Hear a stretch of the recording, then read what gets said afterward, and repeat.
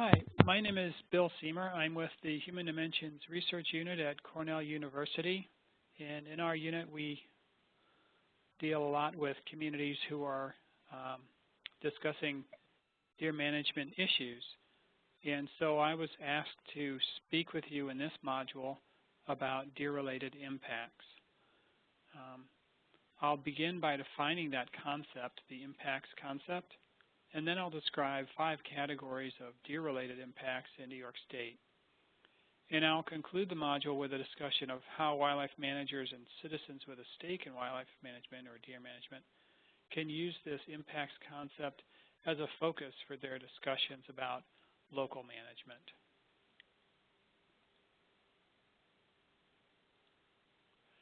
When we visit with communities about deer management, we often start the conversation with this kind of a question. We ask them, what comes to mind for you when you hear the phrase wildlife management? And there'll be a range of people in the audience with different experiences and interests in deer. But almost invariably, they respond with, in this way. They start talking to us about actions that wildlife agencies could take to achieve outcomes desired by a community. So the actions might include things like controlling wildlife populations, or improving wildlife habitat, or enforcing laws and regulations. These types of responses are common, I think, because people naturally gravitate to the means of achieving their goals. So it's a natural inclination. But thinking of wildlife management as a set of actions is really a partial definition. It's focused on the means of achieving goals instead of thinking about the goals themselves. So it leaves out a lot of what managers do in practice, and it doesn't really describe the underlying reasons for wildlife management. Starting with a more comprehensive definition gives communities a better foundation for discussions about wildlife management generally and deer management in particular. So we like to redirect folks to think about management generically and more broadly. Management, really, of any kind, be it business management or your personal financial management, it's essentially deciding how to use resources to purposefully influence future conditions through deliberate, goal-focused actions. And a key concept in this definition is the idea that actions are designed to achieve goals or desired outcomes.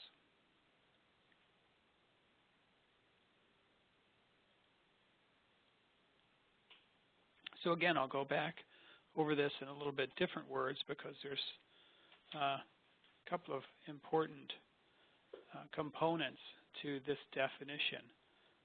First, it answers the question, what is wildlife management? And the response is, it's a process. It's a process of making decisions and taking actions. And secondly, it answers the question, why do we manage? The answer to that question is, wildlife agencies conduct management to achieve outcomes that are valued by society. In other words, it's aimed at achieving outcomes that are defined as impacts, positive impacts that are created or negative impacts that are reduced and experienced by stakeholders. The definition I've just gone over is useful because it leads to a few guiding questions for wildlife managers or management agencies. The first one is, what effects do stakeholders regard as impacts? In other words, what outcomes do stakeholders want the management program to achieve or address in their situation? Secondly, managers can ask, is the deer management program focused on achieving those outcomes or impacts? And then finally, the agency can ask, what actions could be taken to increase or decrease impact levels? The terms effects and impacts have a specific meaning in the definition of wildlife management I just described to you. So let me give you a little bit more information on how we define those words. Effects are positive and negative outcomes produced by interactions and those can be interactions among wildlife, people, or land and habitat. In contrast to effects, impacts are really a subset of effects.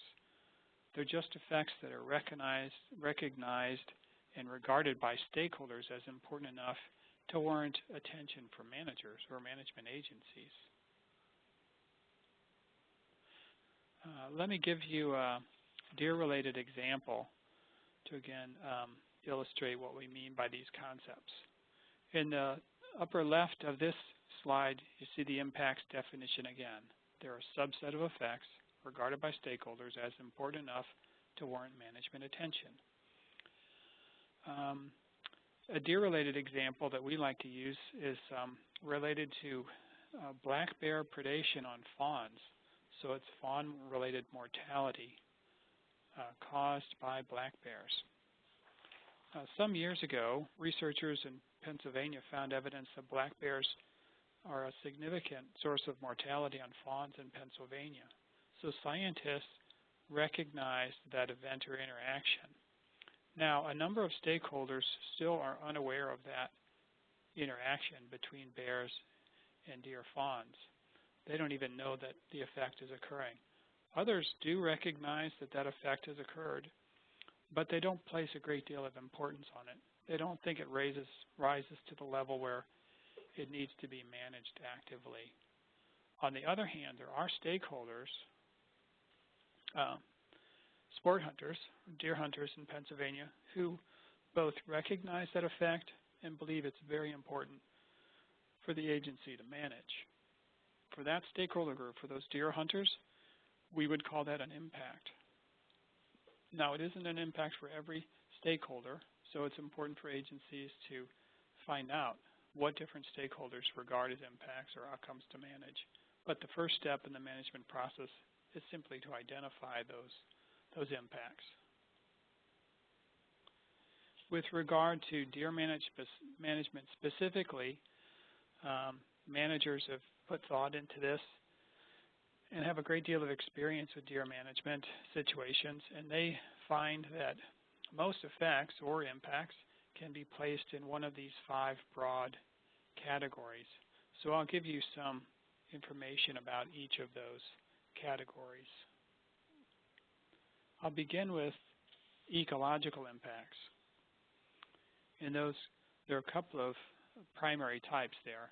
First would be effects that deer have on native plant and animal communities, and a second category would be, subcategory would be effects of deer herbivory on forest regeneration.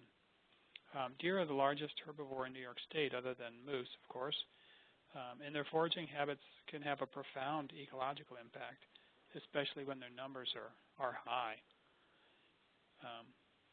Many of the effects associated with deer foraging are quite visible. For example, in this photo, you can see a fence dividing an exclosure from the rest of the forest, and you can see what deer browsing has done in terms of just visually reducing the amount of forest cover you have there.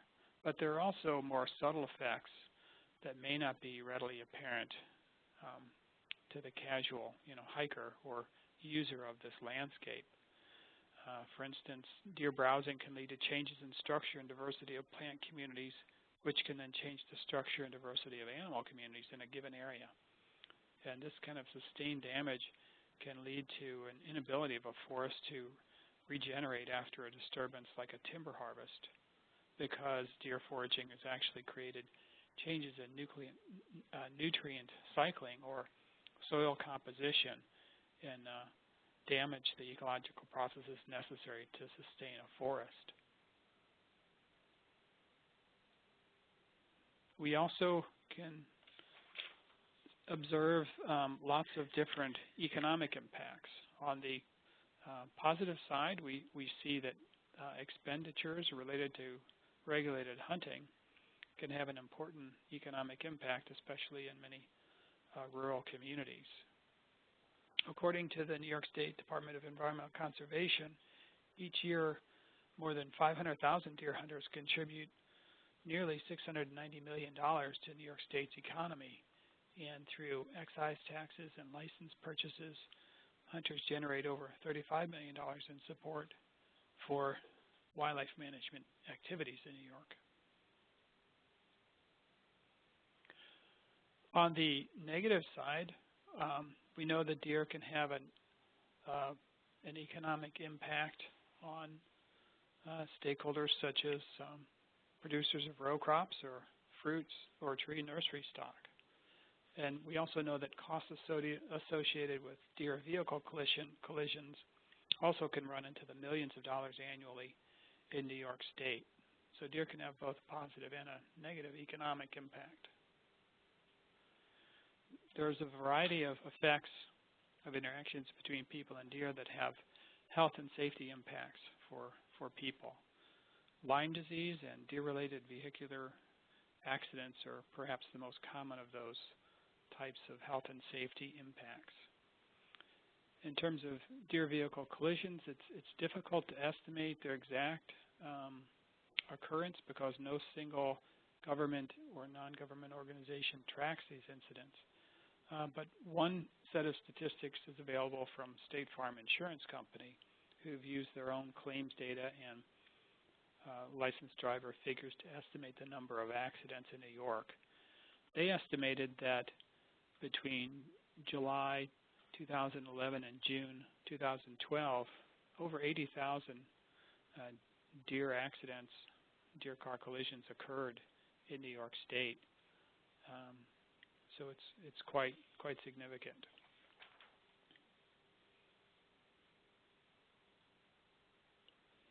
On a national level, confirmed human cases of Lyme disease in the United States have generally increased over the past 2 decades, with the peak of reported cases occurring around 2009.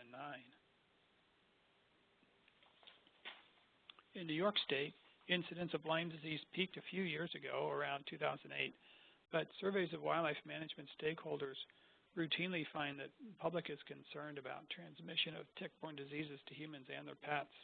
It's really still a big issue.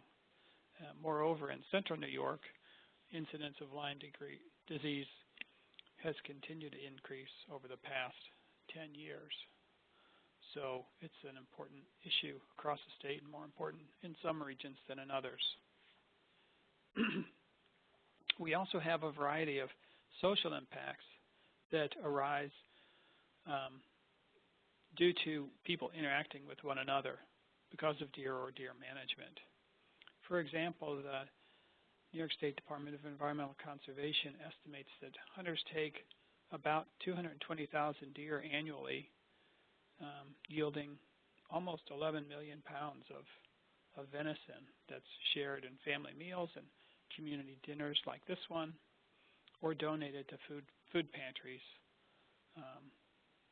through programs like the Venison Donation Coalition. On the negative side of the ledger, we've all observed social conflict as a result of differences in views on how deer should be managed. And these kinds of conflicts have emerged across the state, from Buffalo to Long Island.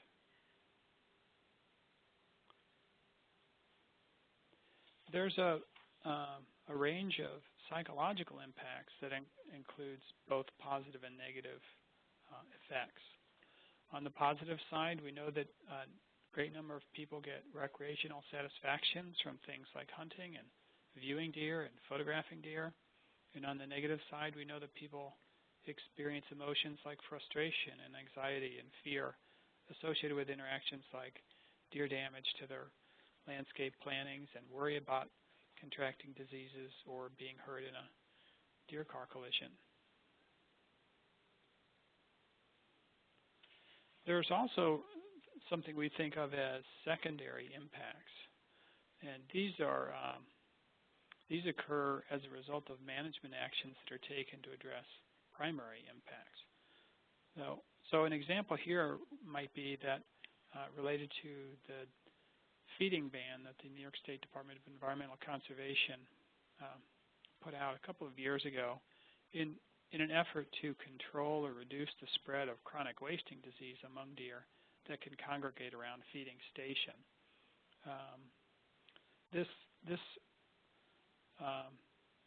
act had a recognized and an expected, though unintended, effect on private businesses who were selling products to hunters and non-hunters who wanted to feed deer. It also had another secondary impact. Although it was taken primarily to address large-scale feeding stations associated with deer hunting, it had the unintended effect of leading to suburban residents being fined for backyard deer feeding, such as the example shown here where an elderly resident of Cheektowaga, New York received a citation for feeding deer in her backyard.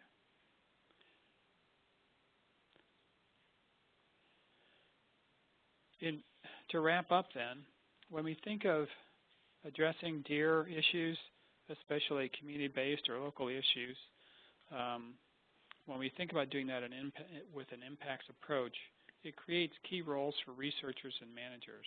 And those roles are, for the managers and researchers, are to identify and raise awareness of different effects, for instance, the effects deer may have on forests. And their role is also to increase understanding of the overall management system so that stakeholders have the information they need to be informed participants in decisions about deer management. There are also key roles for stakeholders. This approach to management depends on stakeholders to identify the things they perceive as effects and to help managers understand which of those effects should be considered impacts that deserve management attention. Moreover, stakeholders need to be relied upon to provide input on the social acceptability of management alternatives in their communities, and that differs from place to place. To wrap up then, our best tool in an impacts approach to management is to focus on the goals for deer management in a given management unit. And the best way to identify those goals is for stakeholders and managers to work together to ask why they want deer management to occur. Oftentimes, discussions quickly turn to how deer ought to be managed, and they can go to that conversation before goals have really been adequately discussed. So asking the question, why do you want action X, for example, can allow groups to articulate the goals for management in their area, and then once those goals are established, more constructive discussion about means to achieve the goals can proceed. And in ending here, I'll just restate that this impacts approach to management leads to a few guiding questions for managers. Their questions are, what effects do stakeholders regard as impacts or outcomes that should be managed? Secondly, they can ask, is our deer management program focused on those impacts? And then finally, what actions can we take to increase or decrease those impact levels? And that concludes this module. And thank you for your attention.